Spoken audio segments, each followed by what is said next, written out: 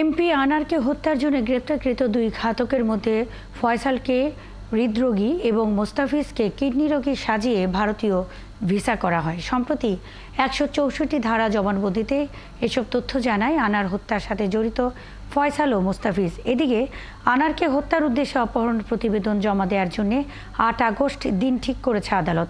মহিম মিজানের রিপোর্ট।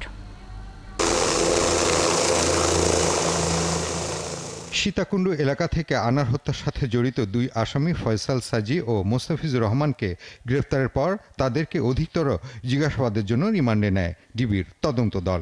সেখানে কয়েকদিনের জিজ্ঞাসাবাদের পর তারা দুজনই আদালতের কাছে হত্যার দায়ে স্বীকারোক্তিমূলক জবানবন্দি দিতে রাজি হয়।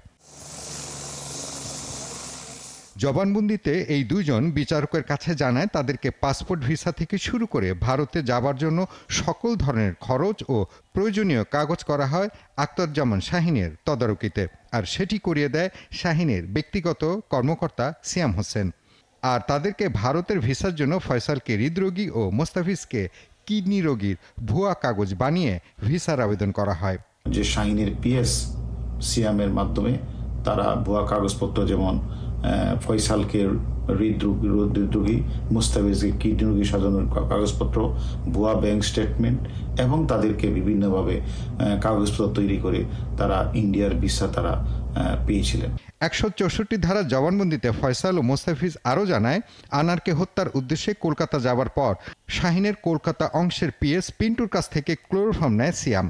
হত্যার পর সবাই যখন চলে যায় তখন শাহিন ফয়সাল ও মোস্তাফিজকে ঘর ভালোভাবে পরিষ্কার করতে বলে।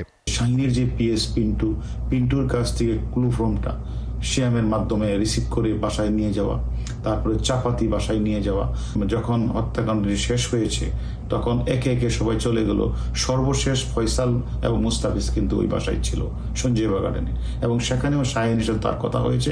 শাহিন তাদেরকে বুঝিয়ে বলেছে যেন বাসাটা যেন খুব ভালোভাবে পরিষ্কার করে, কোথাও যেন চুল এবং কোথাও যেন রক্তর দাগ লেগে না থাকে। এর বাইরে আনার হত্যার ঘটনায় ১৬৪ ধারার জবানবন্দিতে আরও বেশ কিছু গুরুত্বপূর্ণ তথ্য দিয়েছে বলে জানায় ডিবি প্রধান।